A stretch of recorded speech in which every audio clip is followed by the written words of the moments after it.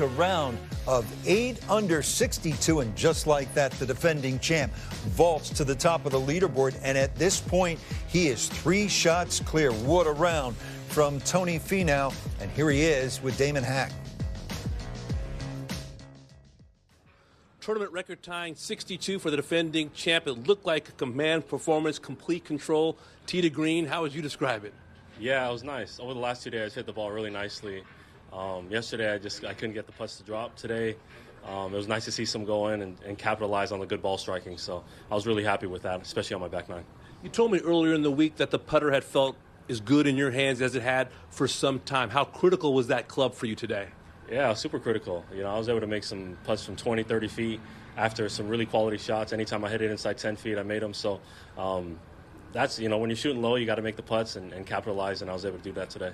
You came here saying that you weren't getting the scores that you would have liked, but that you were playing well. What's the challenge of staying positive? And you are a relentlessly positive person, but what's that challenge when you aren't getting the scores that you want to see?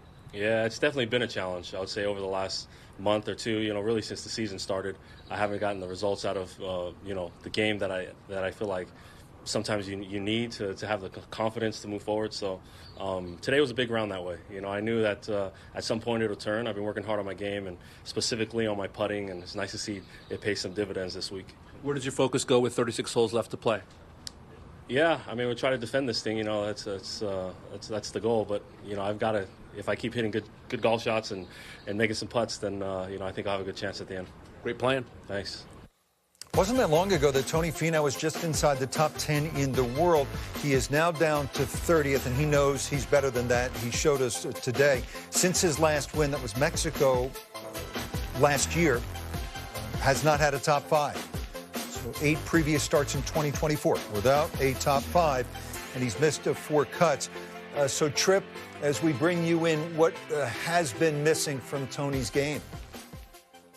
Well, let's be fair. A lot of people would take his results over that course, but we're talking about Tony Finau benchmark, who's, he's raised the bar a lot with all the wins he's had the last couple of seasons, and especially multi-win seasons. But to your point, what's been missing? We look at a couple of things. Is it ball striking? No, not at all. And his putting, his putting has been erratic, but it was erratic when he was winning all those times the last 2 seasons. So we look at one area and one area alone. We compare his scrambling rank. So we look at his scrambling across the last 3 seasons, and you can see a fall off of quite a bit here in 2024. So scrambling is 2 parts. It's part putting, part chipping. So let's take a look at the putting part, see if we have any fall-offs in the putting. And, well, actually, statistically, from 3 to 5 feet, he's better than he was in 2022 and 2023.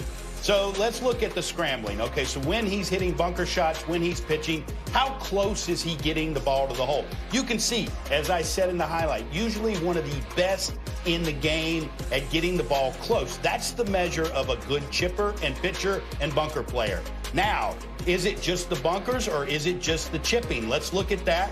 You can see that's just when he's chipping, and that's the problem. It's not bunkers. It's just when he's chipping. Now, to be fair, today he did not chip the ball any closer than he did in round number 1, but with an exception of the first hole, he ended up making those putts that we saw about 10 feet that he's leaving himself.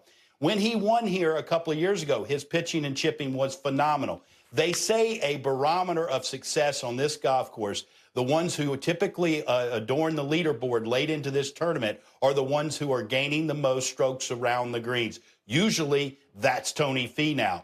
Do we kind of see a resurgent Tony Finau? And from this point forward, he's there, has a chance to win this. And then we start to see that Tony Finau standard of having a lot of top 5s, a lot of top 10s when that chipping gets back in order. Pay attention to his proximity to the hole when he's pitching, and I guarantee you we'll see Tony Finau back in the winner's circle soon if that returns. Tripp, big picture, what's Tony's ceiling, do you think, as we get toward the major championship season?